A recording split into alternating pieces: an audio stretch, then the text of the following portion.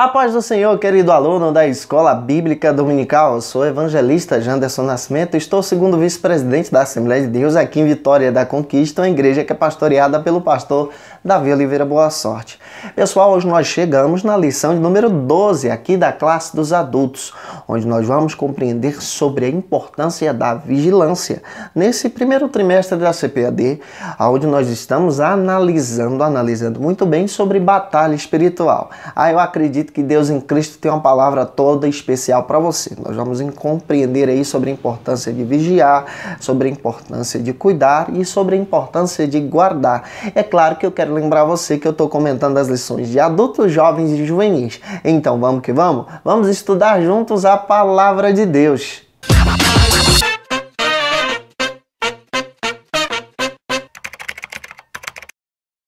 Hoje nós chegamos na lição de número 12 aqui da classe dos adultos, vivendo em constante vigilância. Vamos entender a importância sobre a palavra vigiar, sobre a questão de cuidar e guardar, analisando uma passagem bíblica, uma passagem que as Escrituras apresentam para a gente, que está no Evangelho de Mateus, quando Jesus vai para o Getsêmani diante do Pai e ele pede aos discípulos para estarem em vigilância.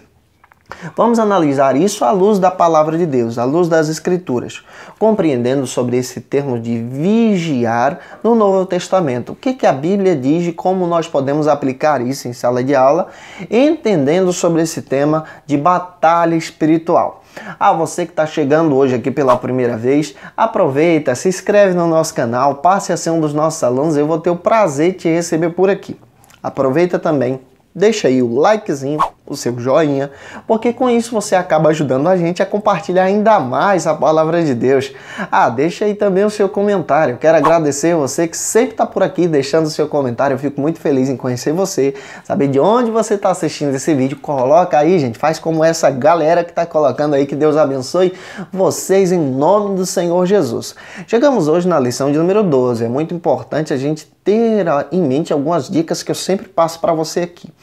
Analise a sua lição, você é servo da palavra, apresente o texto bíblico da lição. Palavra de Deus em primeiro lugar. Segundo, observa os objetivos específicos. Hoje você tem 3 objetivos específicos. É muito importante você observar para não fugir do assunto. Terceiro, é importante você apresentar em sala de aula os pontos da sua lição. Apresenta o tema, ponto a ponto a ser ministrado, e eu acredito que os seus alunos vão ficar esperando ponto a ponto a ser ministrado por você em sala de aula.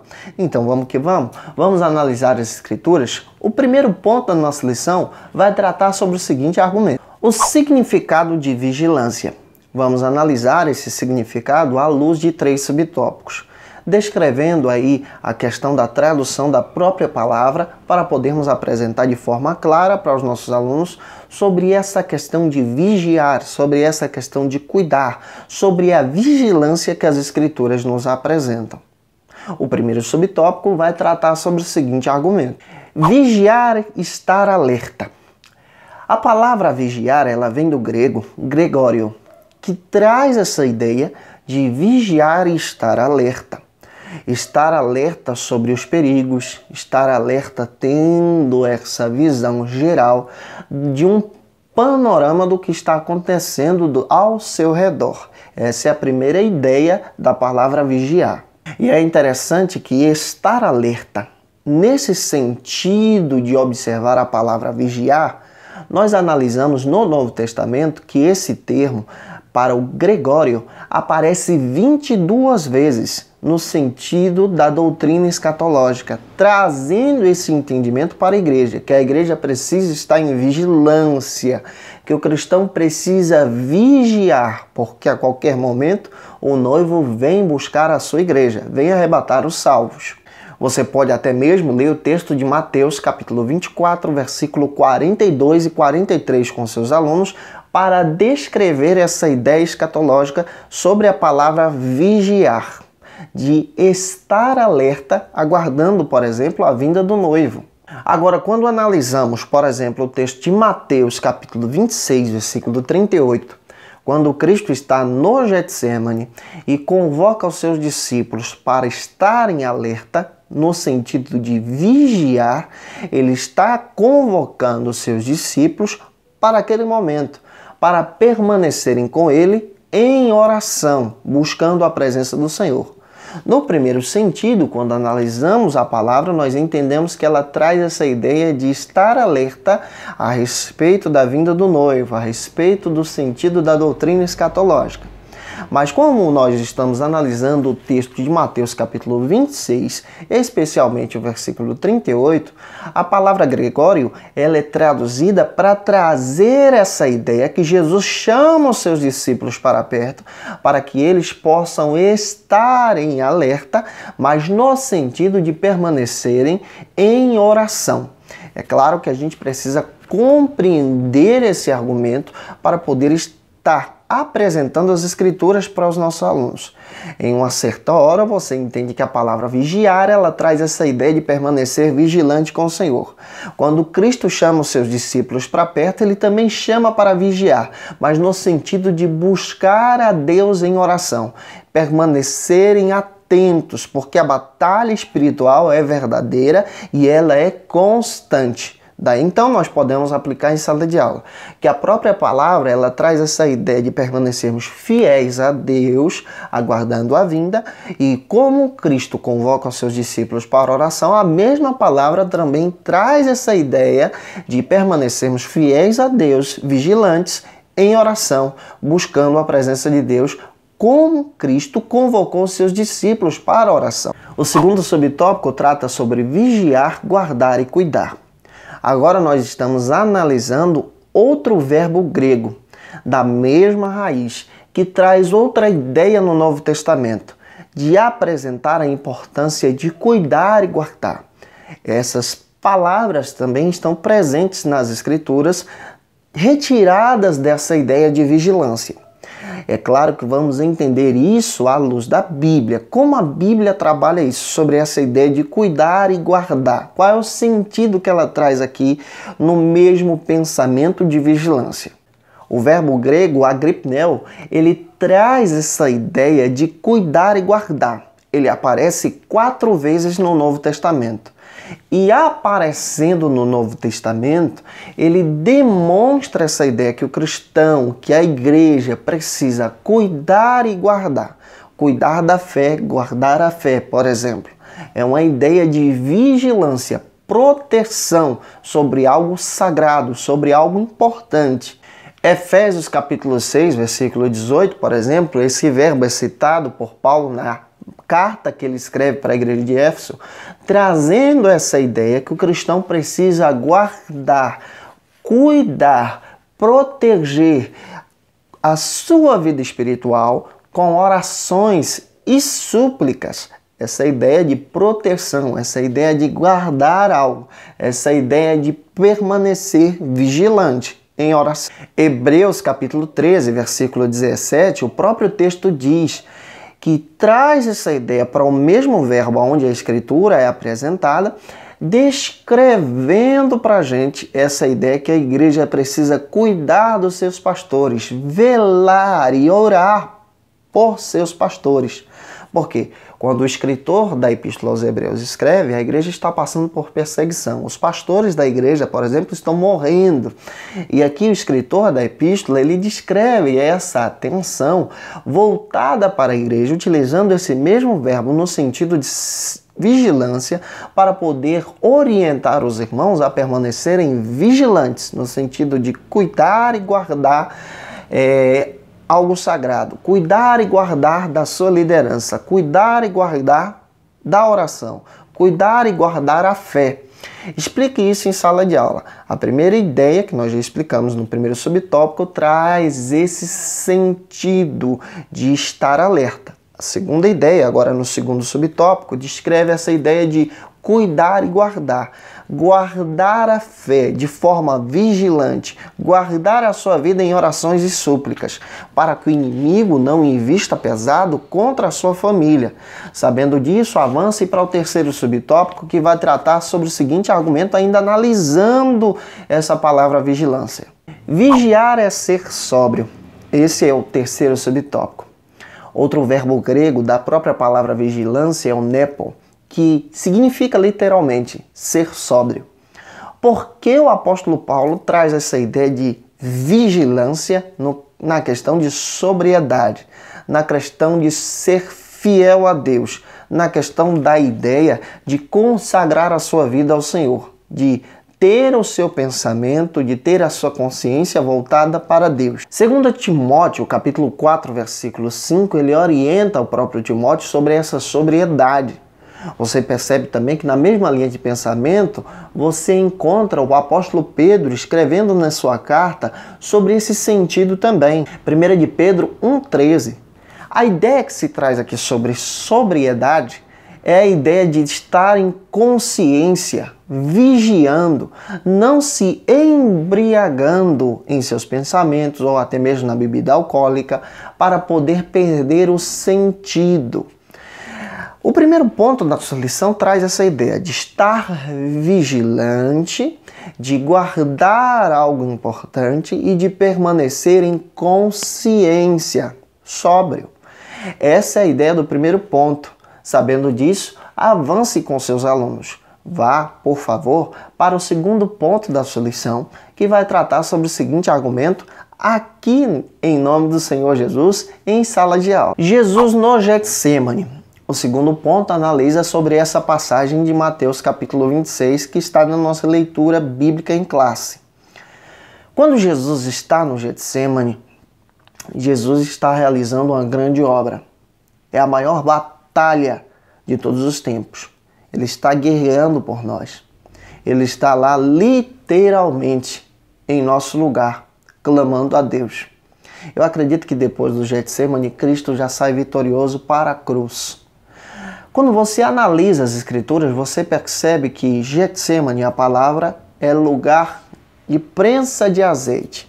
Lugar onde se espremia o azeite da oliva, para que esse azeite pudesse ser uma obra-prima, bem degustado e bem feito. Mas era o lugar de prensa. Cristo vai para a prensa do azeite, para ser espremido, para ser literalmente questionado por sua fé, por permanecer fiel com o Senhor. E ele permanece em oração. Vamos analisar aqui, em nome do Senhor Jesus, 3 subtópicos que vão tratar sobre os seguintes argumentos. O primeiro subtópico trata sobre o seguinte assunto. O Getsêmani.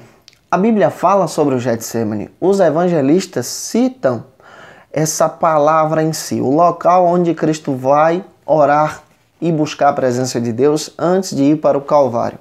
A palavra Getsêmani significa literalmente prensa de azeite, como acabei de explicar para você. Era um local próximo ali ao Monte das Oliveiras, aonde Cristo se retira com seus discípulos antes da crucificação para passar a noite em oração, para vencer uma grande batalha. É claro que Cristo, quando se levanta do Getsêmani, ele já sai de lá vitorioso. É muito importante você ler os textos bíblicos e apresentar os mesmos aos seus alunos.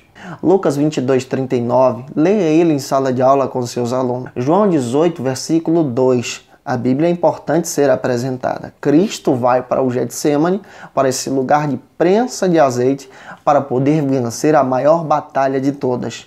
O segundo subtópico trata sobre o seguinte argumento: a angústia de Jesus. É claro que nós precisamos entender que Cristo, quando exerce o seu ministério, ele exerce o seu ministério com foco.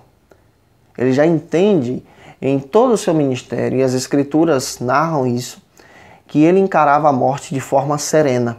Ele encarava o Calvário como um propósito de Deus. Ele encarava o Calvário como o melhor método do Senhor para restaurar a humanidade. É claro que ele vai para o Getsêmani para poder ser literalmente oferecido em nosso lugar. A Bíblia demonstra que ele vai para o Getsêmani para sair vitorioso. Ele não vai para o Getsêmani para poder abandonar a obra de Deus. Ele vai para lá para poder conversar com o Senhor, orar a Deus. O Getsêmani é o símbolo de um local onde nós estamos literalmente buscando a presença de Deus quando estamos em angústia. Ali Deus nos ouve, ali conversamos com Deus, ali também passamos as nossas aflições. Mateus capítulo 26, versículo 37 e 38. Aqui nós precisamos explicar algo. Quando Cristo vai para o Getsemane, ele não está com medo da morte, como já disse para você. Os próprios evangelhos demonstram que Cristo já encarava literalmente a morte como um projeto de Deus. Mas Mateus 26, 37 e 38 demonstra que Cristo relata que a sua alma se entristece, que ele passa a passar por um pavor, por um temor. Qual era o temor de Cristo? Muito bem colocado até mesmo aqui na lição. O temor de Cristo era se ausentar da presença de Deus, se afastar da presença do Pai, não a morte, mas se afastar de Deus. Qual deve ser o temor do cristão? Se ausentar da presença de Deus, semelhante a Cristo. 2 Coríntios capítulo 5, versículo 21, a Bíblia diz que ele se ausenta, que ele se afasta da presença desse Deus Santo para poder levar sobre si os nossos pecados. É por isso que ele vai para o Getsemane. A sua angústia no Getsemane é porque ele está literalmente levando sobre os seus ombros os pecados da humanidade. E automaticamente levando sobre os seus ombros os pecados da humanidade, você percebe essa ideia que o texto bíblico lhe dá.